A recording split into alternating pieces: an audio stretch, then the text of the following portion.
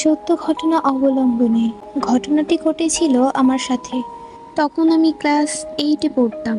তখন করোনা ভাইরাসের জন্য আমাদের স্কুল বন্ধ দিয়েছিল, তাই আমি আর আমার আম্মু নানু বাসায় চলে যাই।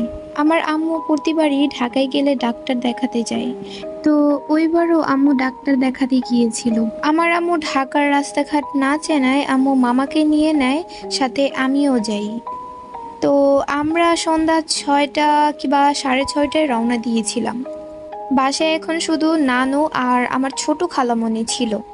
ওই দিন আমরা আসার সময় জ্যামে পড়ে গিয়েছিলাম, তাই আমাদের আসতে প্রায় রাত 11টা বেজে গিয়েছিল। নানু আর খালামণি আমাদের জন্য বসে রয়েছে। এখনও অনেক রাত হয়ে গিয়েছে, কিন্তু তারা এখনো কিছু খায়নি, আমাদের জন্য বসে আছে। তো আমরা সবাই মিলে রাতের খাবার খেতে খেতে প্রায় রাত 12টা বেজে গিয়েছিল। এখানে একটা কথা বলে দিই যে আমার মামা রাতে মশারি ছাড়া ঘুমাতে পারতো না।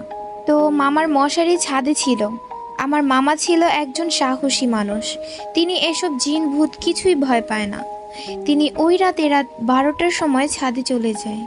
মামা যখন ছাদে মশারি নেওয়ার জন্য যায়, মামা অনুভব করে যে মামার পিছনে কেউ আছে। তাই মামা পিছনে একবার ফিরে তাকায়। তারপর মামা দেখতে পায় এক ঝাঁক বাদুড় মামার সামনে দিয়ে উড়ে যাচ্ছে। তাই মামা তাড়াতাড়ি মশারি নিয়ে নেমে পড়ে। তারপর নিচে এসে আমাদের সব ঘটনা খুলে বলে যে মামা ছাদে গিয়েছিল, তার সাথে কি কি ঘটেছে। মামা আমাদের বলে যে রাত্রে যেন আমরা দোয়া পড়ে ঘুমাই। তো ওই দিন রাতে আমি, আমার আম্মু, আমার ছোট ভাই, আমার নানু আর আমার খালামণি আমরা সবাই মিলে একসাথে ঘুমাই।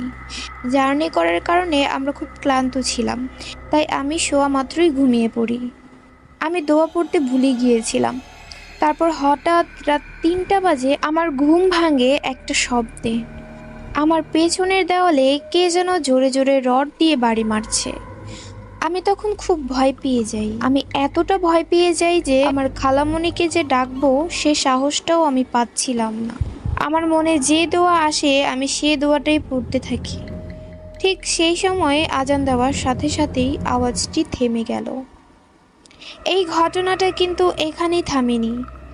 তারপর যেদিন আমি দুপুরে খাওয়া দাওয়া শেষ করে মোবাইল নিয়ে একদম কোনার রুমে সোফায় বসে বসে মোবাইল টিপতেছিলাম, আমার হঠাৎই এত ঘুম আসে, তাই আমি ফোনটা রেখে ঘুমিয়ে পড়ি সোফার মধ্যেই। হঠাৎ করে কে যেন আমাকে এমন জোরে ধাক্কা দেয়, আমি সোফা থেকে পড়ে যাই। আমার মনে হচ্ছিল কেউ একজন আমাকে ধাক্কা দিয়েছে। পড়ে গিয়েছিলাম বলতে এটা হয়তো বা ভুল হবে, কারণ আমি অনুভব করেছিলাম যে